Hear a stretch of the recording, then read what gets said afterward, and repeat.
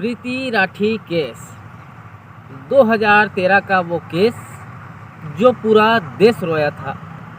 हैवानियत की सैकड़ों दास्तां सुना होंगे, जो आज मैं सच्ची घटना सुनाने जा रहा हूँ। अपने आंसू को रोक नहीं पाइएगा। चलिए जानते हैं सब कुछ सिलसिले तरीके से। ये वीडियो के माध्यम से मैं बताने की कोशिश करता हूँ। तारीख था 1 मई 2013। दिल्ली के नरेला में रहने वाली प्रीति राठी पहली बार दिल्ली से बाहर जा रही थी।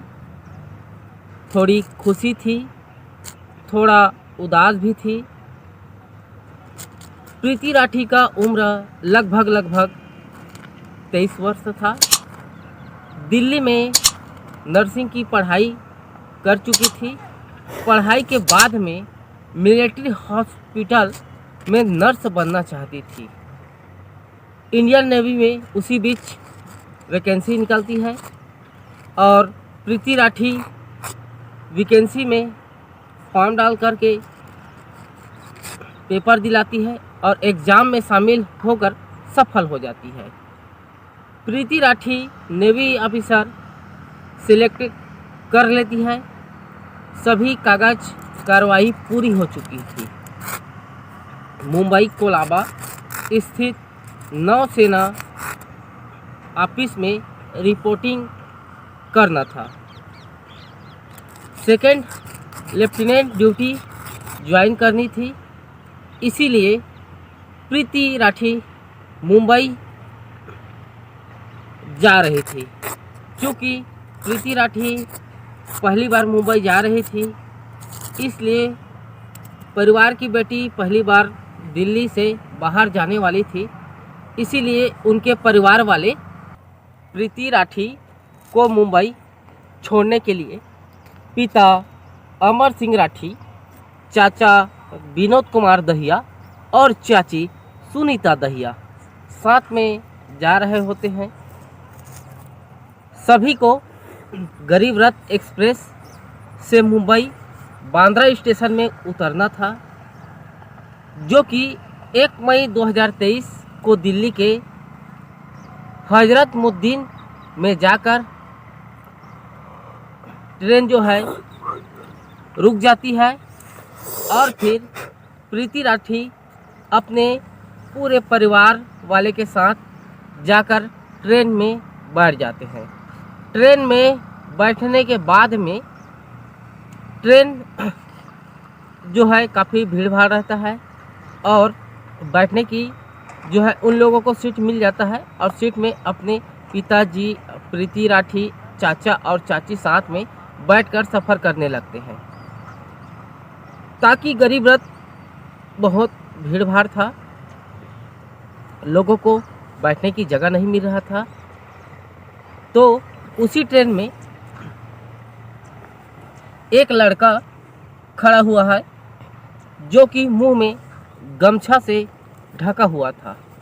जो ट्रेन के अंदर में युवक जो है प्रीति राठी को बार बार झांकने की कोशिश करता था और कोशिश करते करते पूरा रात बीत गया। अब जो है 2 मई 2013 हो जाता है। फिर जो है बांद्रा टर्मिनल में उतर जाती है। प्रीति जो है थकावट महसूस करती है और थकावट महसूस करते हुए उनका पिताजी और चाचा चाची जो है आगे जो है चली जाती है। प्रीति जो है थकावट महसूस कर रहती है तो वो थोड़ा सा धीरे धीरे चलने लगती है। धीरे धीरे चलने लगती है तो पीछे से अचानक उसके प्रीति के पीछे से किसी कंधे में हाथ रख दिया जाता है। प्रीति जो है पीछे मुड़कर देखता है तो वही लड़के दिखाई देता है जो नकाबपोश था, ट्रेन में जो रात को देख रहा था।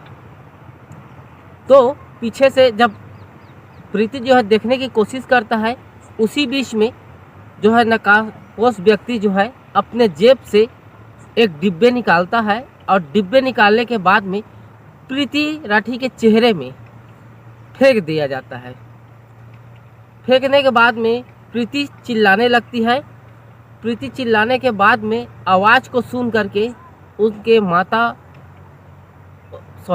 उनके पिताजी और चाचा और चाची जो है आवाज़ सुन करके दौड़ के आने लगते हैं और आसपास के पैसेंजर जो रहते हैं उन लोग भी आसपास में जमा हो जाते हैं।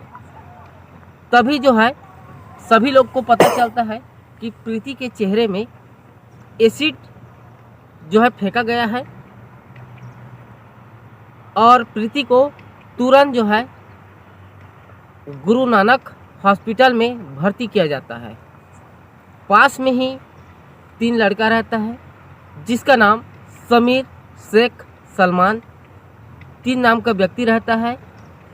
समीर जो है पहले देखता है और उसके पास नकाबपोश को पकड़ने के लिए उनके पीछे दौड़ते हैं और समीर जो है चिल्लाते हुए बोलते हैं कि शेखर, सलमान, जो नकाबपोश जो है उसको पकड़ो। उसमें वो एसिड फेंककर भाग रहे हैं। फिर जो है नकाबपोश वहाँ से किसी तरह अपने आप को बचाते हुए भाग जाता है। इधर जो है पुलिस घटनास्थल में पहुंचकर पंचनामा करता है और समीर को घटनास्थल पर ले जाकर के सबूत इकट्ठे करने की कोशिश करता है। फिर प्रीति को जो है मसीना हॉस्पिटल में शिफ्ट कर दिया जाता है। प्रीति का चेहरा जो है बहुत जल चुका होता है, बोल नहीं सकती थी और प्रीति का हौसला टूटा नहीं था।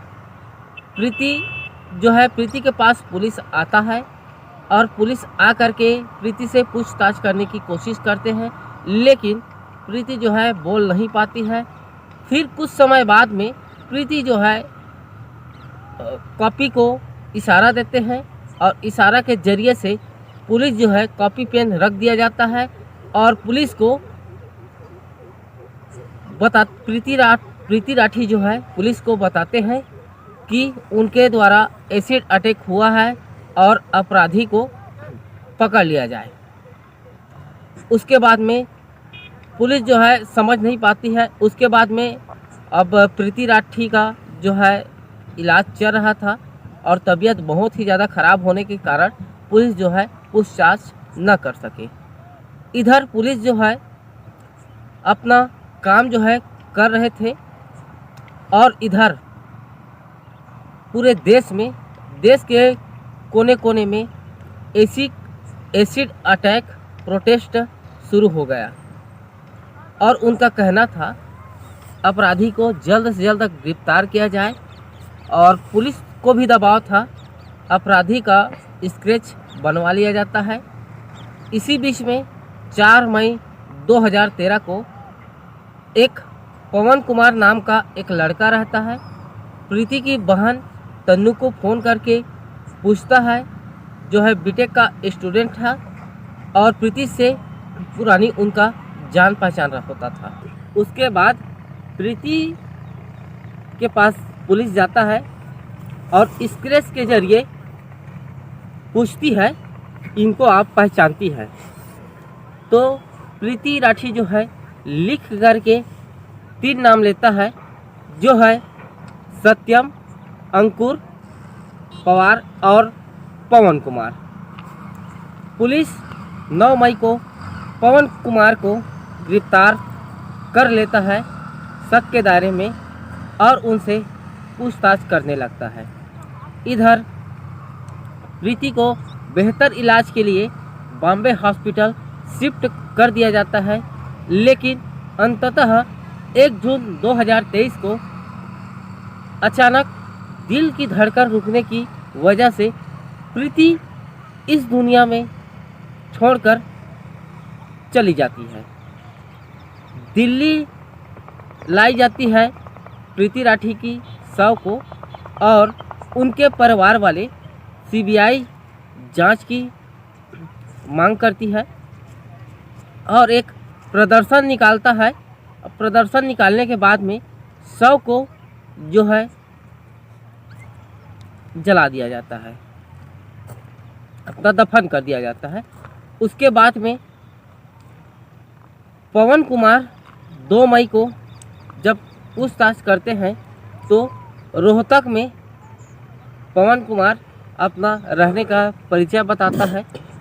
उसके बाद में जब पुलिस वाले प्रीति के रिश्तेदार पुलिस वाले को बोलते हैं कि अंकुर पवार प्रीति को प्रपोज भी किया था और शादी करना चाहता था, और प्रीति राठी जो है मना कर देती है। अंकुर पवार इल्ज़ाम भुगतने के लिए बोला था कि आप मुझसे शादी कर लो, नहीं तो फिर इनका बहुत बुरा अंजाम होगा। उसके बाद में जब अंकुर पवार के बारे में पता चलता है पुलिस को, तो अंकुर पवार को पकड़ करके पूछताछ के लिए ले जाता है। उनके बाद में अंकुर पवार को पूछताछ करने के लिए 17 जनवरी को मुंबई ले जाता है, और उनके हाथों में, अंकुर पवार के हाथों में, दोनों हाथों में जला हुआ, जो एसिड से जला रहता है उसी का घाव जैसे दिखाई दे रहा था। जब पुलिस कड़ाई से पूछताछ करता है तो अंकुर पवार टूट जाता है, और टूटने के बाद में सारा सच्चाई सामने आ जाता है। जांच पड़ताल के दौरान खुलासा होता है कि अंकुर ने मुकेश भार्गव नाम से दुकानदार से एक कहते हुए एसिड खरीदा था कि उसने अंकुर बैटरीज नाम से अपनी एक दुकान खोली है, इसलिए उसे ट्रायल के लिए एसिड चाहिए था, और दुकानदार 2 लीटर एसिड दे देता है। उसके बाद में सारा सच्चाई खुलने के बाद में समीर, शेख, सलमान तीनों लोगों को दिखाया जाता है। दिखाने के बाद में अपराधी की पहचान कराई जाती है। तीनों लोग पहचान लेता है, क्योंकि तीनों लोग इसलिए पहचानते हैं, जब अंकुर पवार के भाग रहा था, भागते भागते उनका जो है गमछा खुल जाता है, तो उनका चेहरा स्पष्ट दिखाई दे जाता है। इस कारण उनको पहचान लिया जाता है। पहचानने के बाद में अंकुर पवार को कोर्ट में आईपीसी के धारा 302, धारा 326 पी के तहत दोषी पाया जाता है, और 5,000 रुपये का जुर्माना लगाया जाता है, और फांसी की सज़ा सुनाई जाती है। लेकिन अंकुर जो है बॉम्बे हाई कोर्ट में फैसले के खिलाफ अपील कर दिया जाता है, और हाई कोर्ट में मामले की सुनवाई में जून 2019 में फांसी को उम्र कैद में बदल दिया जाता है। तो दोस्तों, इस कहानी को सुनाने का मतलब किसी को दुख पहुंचाना नहीं है, न ही किसी को क्षति पहुंचाना है, और बल्कि लोगों को सचेत करना है। अगर इस वीडियो को पसंद आया होगा तो वीडियो को लाइक करें, सब्सक्राइब करें, और चैनल में जा कर के एक कमेंट ज़रूर करें। जय हिंद, जय भारत।